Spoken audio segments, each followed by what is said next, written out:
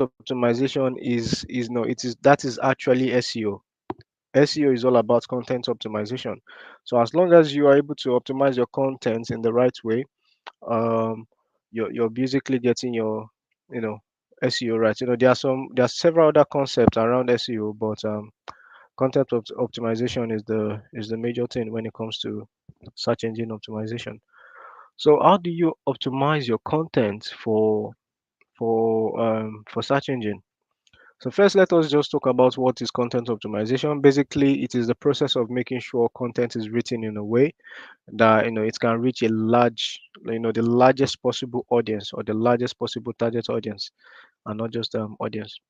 Um, Again, it is the process of optimizing content, and then it should include the associated keyword or related keyword or relevant keyword. Some other people may say, and then you make it present, you make these keywords present in your head tag, your title tags, and all of your metadata that I showed you during the previous classes in this program. Welcome to class, Maria Gold. I think we have another Gold in this class. Yeah, we have Gold Daniel, and then we have you. Welcome to class. So that is the meaning of content optimization. So how do we optimize content then? And this is where concept like the relevant keywords comes to play. Um, I showed you the different types of keyword that we have already. So, but how do you know that the keyword is relevant for your business? How do you know the keyword is relevant for your business? Let me see if I have a quick example to show you how to know if the keyword is relevant for your business. All right. So let's just use the Nigerian flag example that we used at the beginning of this particular class. Let us use the Nigerian flag example, and then I'll be able to paint a picture with that. Tukada, welcome to class, Esther. Tukada Esther. I'm sorry if I murder your name. Welcome to class. Welcome to class, Maria. It's nice to see you. Or nice to have you in class because I can see you. So right. So how do you know the keyword is relevant to your business? We've talked about sub features, we've talked about search engine upgrading, search intent, and everything. So basically, you would know if the keyword is relevant to your business if you can determine the search intent of the user. I know, and there are several tools that you can use to determine the search intent of the user. A good one that we used before in this class is SEMrush. SEMrush have some free features around it. SEMrush have some free features around it. If I just log in into my SEMrush quickly. All right. So why SEMrush is loading? Let me just use that example of a Nigerian flag again. So let's say Nigerian flag. Nigerian flag is a keyword on its own.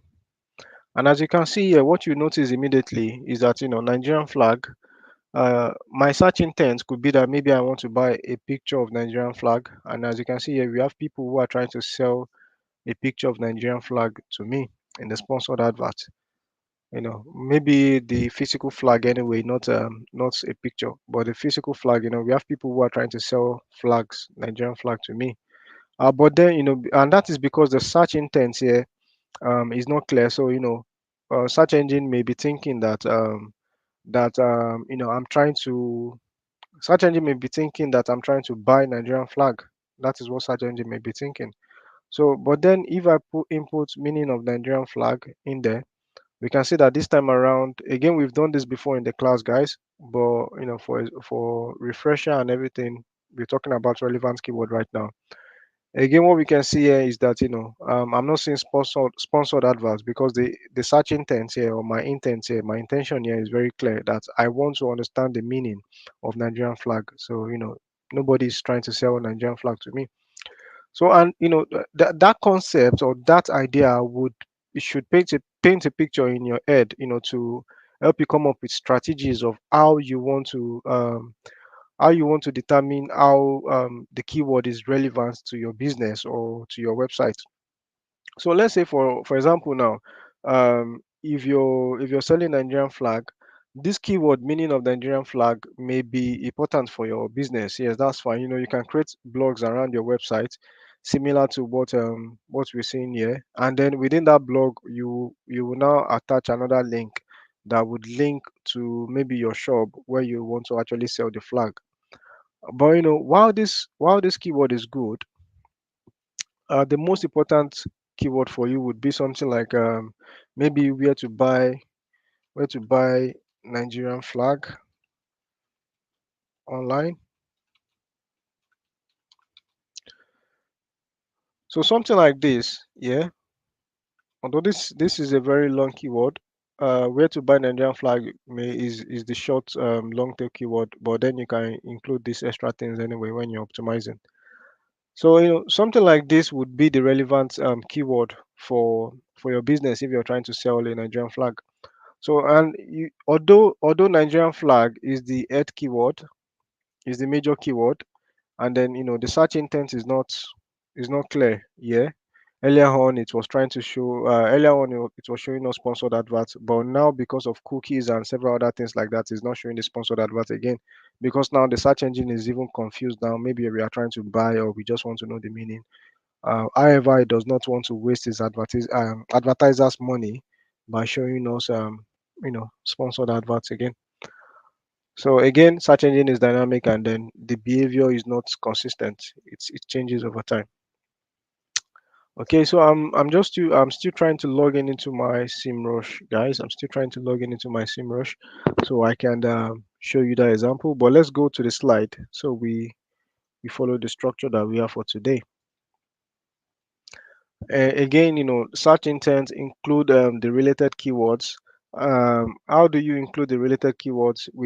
I showed you an example of no, I gave you several tools that you can use to generate related keywords, and we saw that Ask Everywhere. Let me make sure I get the name of the domain right today.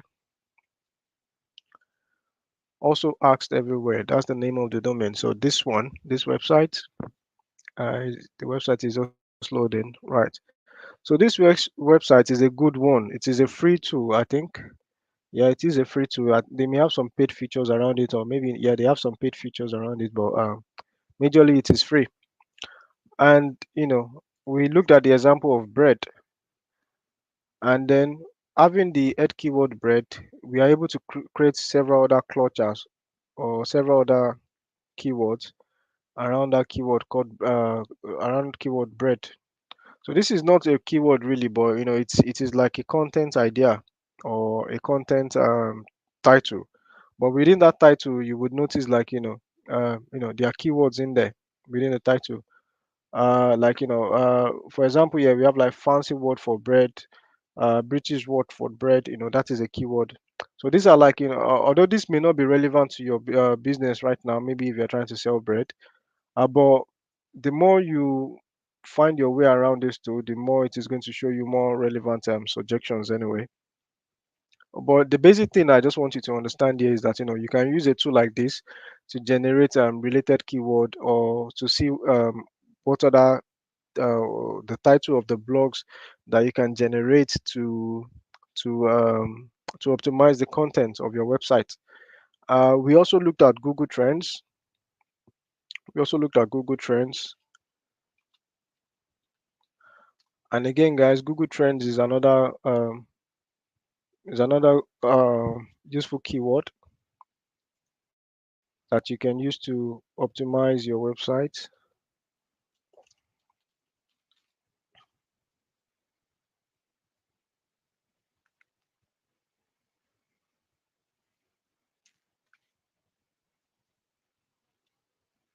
Google Trends is another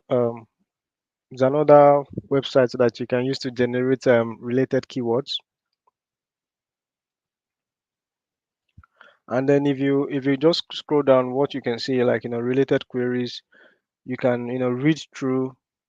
Right here we are saying cloud bread recipe. That is like some other queries that people enter into Google when they search for this keyword bread. So that way, you are able to generate related keywords as well. So there are several tools that you can use, but the ogbonge one and the baba for all of them is the SEMrush, because SEMrush is like, all in one tool. But however, all of the features are not free in SEMrush. But with SEMrush, I'm still trying to log in there. If it's just going to let me log in, I know if they want me to pay by force, but I still have a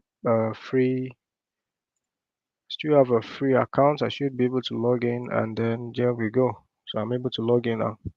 All right. So we're talking about related keyword and how to generate related keyword. So if you log into your SEMrush, and then you're in that SEO section, you put in your keyword in there in the search bar, search, and it should give you results. It should give us results. And within that result, we can see, the several concepts that we've been talking about in this program so far. I already explained how to use SEMrush to you and all of the features, so I'm not going to go into details of that again. I'll be looking at related keywords right now. So if you just scroll down, right here you can see keyword variations. So you can see the related keywords to that one. Basically related keyword or keyword variations, somehow the same. And then you can see the questions that people are also asking, or the queries that people are putting into search engine for that particular keyword. In this case, bread. So with these queries or with these questions, you can generate blogs if if your if those keywords are relevant to your business. So really, you can use all of these tools, but essentially you would be the one to determine if the keyword is relevant to your business or not. And a good way to start is always to go into Google itself and then put in the keyword there and see the results for the page. So by the time you see let's say maybe you're trying to sell, let's say maybe dog food. You're trying to sell dog food. So let's say maybe you're trying to sell dog food. By the time you put in dog food keyword there, and then maybe the result you are seeing is not for dog food, although it is dog food that is your keyword. Maybe you are saying food for pets in general, or maybe food for cats. Then okay, or this is not the keyword you want to optimize for. So basically, the result on the search engine page um, should help you determine if that keyword is relevant for you or not. And in this case, it is relevant because the result so far is just showing dog food and everything like that. But in your case, it may be different when you pop it in. So before you start keyword optimization or search engine optimization, always come to Google itself or the search engine itself and put in your keyword in there to see the results. But we're talking about related keyword now, guys. Right. So that is how you see related keywords. You can use a tool like SEMrush like this to see related keywords. Let's go back into our slide. So these are the steps and the things that you can do or you should do when you're creating when you're creating when you're optimizing a content for the website. So another thing is you need to make sure your website is like user friendly. People who have been attending the UX and UI class, this is like a bonus for you. So what does it mean when there are several tools as well that you can use to test if your website is friendly. So in this case, does your website load fast? um, is it optimized, or is it responsive on mobile devices? Is the layout in appropriate positions?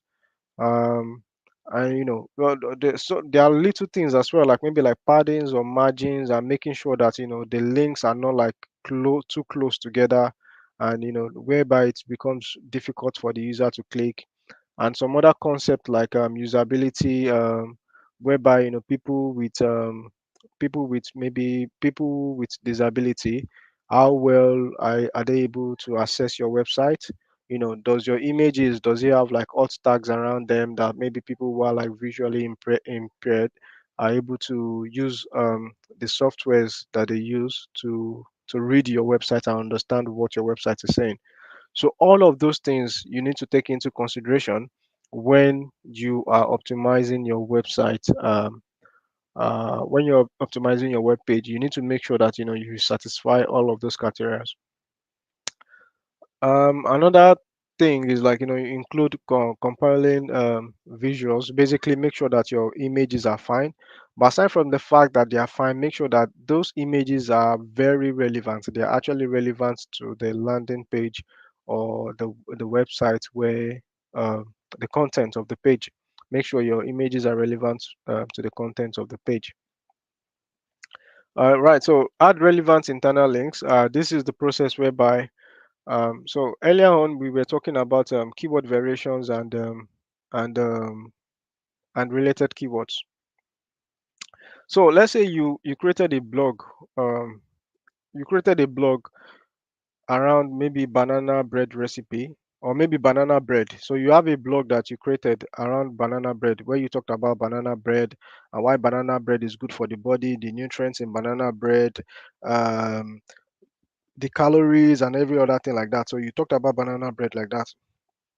And then in another you created another blog again, and then maybe this other blog is about banana bread recipe. So this time around you're talking about the recipe, the step-by-step procedure that people would have to take, the amount of water you need in your flour, the amount of flour you need, blah blah blah blah blah, to make the banana bread. But then the first blog that you have that is called banana bread is relevant or similar to the second blog that you have that is called banana bread recipe. So what you need to do now, or what you can do when it comes to the concept of relevant internal links, is that you can link both blogs together, and it is going to perform, or they are going to help each other. And this is the concept of internal links around your website. Because you're talking about banana bread, and then in another blog you're talking about banana bread recipe. These two blogs, can work hand in hand. Chances are someone who is searching for banana bread recipe might also be interested in learning about the nutrients in banana bread. So if you create a blog around banana bread recipe, maybe at the end of your blog, just put in a link there to say you may also be interested in you to say something like maybe you may also be interested in learning about the nutrients in banana bread, and then you link it there. To learn more about the nutrients in banana bread, click here, or to learn more about the nutrients in banana bread, see our banana bread blog or something like that. So basically you just link all of those um, blogs or contents that are related and relevant around your website. Again, guys, for people who just joined us, I said today is going to be the last class for SEO, but however, I'm going to send you give you two links at the end of this class today. Try as much, you have to as well, like you really have to, if you want to become a SEO marketer. And then maybe with our partners in the futures as well, and at the end of this program as well, we may be having a partner that would be interested in employing one or two people from this program. So this certificate is important, it is important that you get this certificate. There are three of them actually, but there are three of them. So I'm going to drop the three links, but however, you only need to take the SEO one, which is like two. You need to take the two SEO ones, and it's going to take you about like 7 hours. So 2 days, Friday and Saturday, is enough for you to cover the program and get the certificate. But there's another one again that I will include, which makes it three. It is a CMS certificate. CMS basically means content optimization software, and this an example of CMS is WordPress. So that course, or the courses, are the three courses I'm going to send to you, will teach you about SEO, and then will teach you about SEO optimization with WordPress, and then they'll give you a certificate. Again, it is from a reputable company that is popular around the world. So even if our partner does not employ you, you with those certificates you'll be able to get internships from anywhere around the world actually, and not just Nigeria. All right. So that is that about relevant keyword, and then I told you that today is going to be the last class for SEO. So the next thing you want to do, you want to include a compelling title, meta description, and alt tags. Meta descriptions and meta title, guys. Again, we've talked about it in this class, and then we people in the web development class know that meta titles now live in the head section of your website, And I showed you how meta titles behave on the search engine results page. We looked at that as well in the previous class, so I'm not going to go into that again. And then you want to ensure that your content is accurate and up to date. So it's not just about creating content every other time. Your content should be accurate. What you wrote, are they facts, or is it something that you just come up randomly yourself? Do you have data to back up the content that you wrote? If you have data to back up the content that you wrote, cite it from the website or from any other place that the data is coming from. It's going to be good for your SEO. It will give you a boost, and make sure your content is up to date as well. So let's say maybe there was a news about some disaster that happened somewhere, and then there's an update on that news. Maybe there are like numbers of people that got injured or something. You want to keep that content fresh and up to date. So that is the idea. So that is it, guys. That is it. Those are like the steps and procedures you have to take when it comes to like not procedures really, but the steps you have to take when it comes to content optimization. And the courses I'm going to send to you now is going to go. It would go in depth. It will paint more picture for you. It would help you more on how to optimize your and how to optimize content around websites. So the first one is what I'm putting the first one in the comment section right now, uh, and then it is for SEO. The second one as well, I'm putting it in the comment section right now. It is for SEO. Make sure you watch the videos, do the course, and then get the certification, guys. Again, the certification is going to help you to get the potential job employment from our partner. And aside from our partner, the certification is useful around the world to get internships from anywhere. Again, internships from anywhere around the world and not just Nigeria. So if you get the certification, it is very, very, very, very, very. I cannot overemphasize that. It is really good for you. It would help you long term. And I believe the certifications are free as well. The certifications are free. You don't have to pay for them. They're totally free. So the last one is the one that I'm sending to the group right now. That one is for CMS, and that is like content management system, and this is or software, as some people may say. This is for things like WordPress and other content management softwares. All right. So the first two are the ones that are compulsory because those ones are the ones that are related to SEO. The last one is for content optimization. So if you can get those, the first two done, um, compile it together with all of the tasks so far in this program, and we are going to submit it in Google Classroom at the end of the program. So I'm going to use that certificate that you get from this course together with the tasks that you get to determine your performance or whatever so far in this program. And that is going to help you because not only would you have certificates, because at the end of this program we're going to create a project, right? We are going to create a project at the end of this program. Welcome to class, Witty. I think you're probably late, but you can watch the video to catch up. You can watch the preview you can watch the preview video so far to catch up. All right, so the certificate would help you get internship in the future. It will help you get the potential job with our partner. Also, the certificates are important if you want to participate in the final project of this program. So, if you want to participate in the final project of this program, you need a certificate. It's going to be a criteria that we would require as well. So, you must take it, guys. I'm sorry you don't have a choice. You must, do the course, write the online exam. Within 2 days you can finish everything and get the certificate. The certificate is going to be useful for you throughout your journey as a marketer. So there you go, guys. Thank you for joining this class. We've come to the end of the SEO class for this program, and I really wish you guys all the best. I'm still in the WhatsApp group. If anybody need mentorship or you need anything or you have any question at all regarding SEO, I'll be there to support you, and the rest of us will be there to support you as well.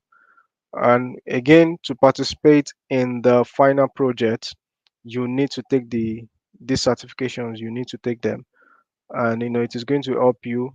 It is accredited, or it is acknowledged around the world when it comes to like maybe things like getting internships. And yeah, so now now you are going to get the certificate. Now you have the certificate, and then you have the opportunity to participate in a project. So for your future employers, you can show them a project, and then you can show them that you have a certificate.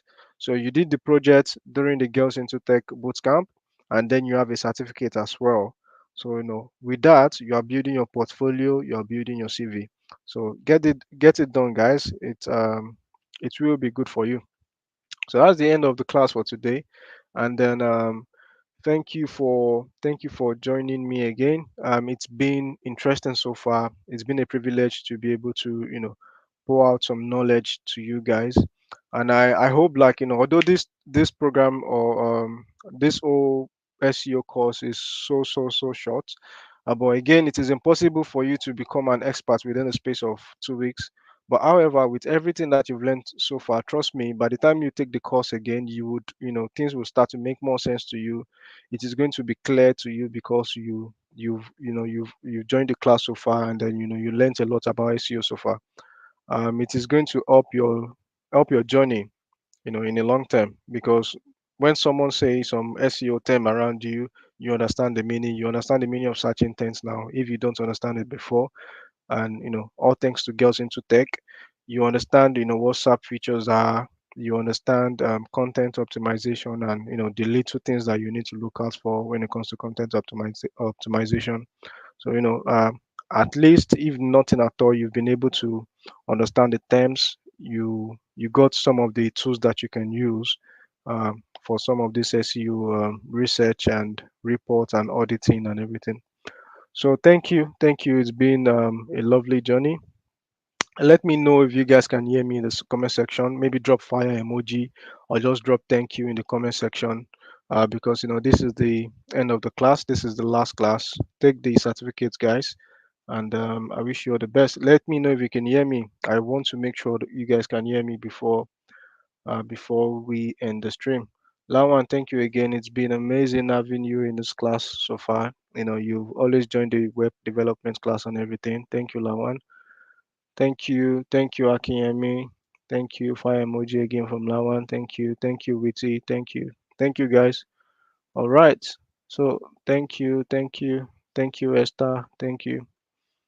All right, guys. So we've come to the end of the class, and then I'll be in the WhatsApp group if you need me in regards to anything about SEO. But again, this is the last SEO class. Take the certificates, get the certificates. It's going to help your career as you continue to develop. All right, guys. From me to you, I say peace. Bye.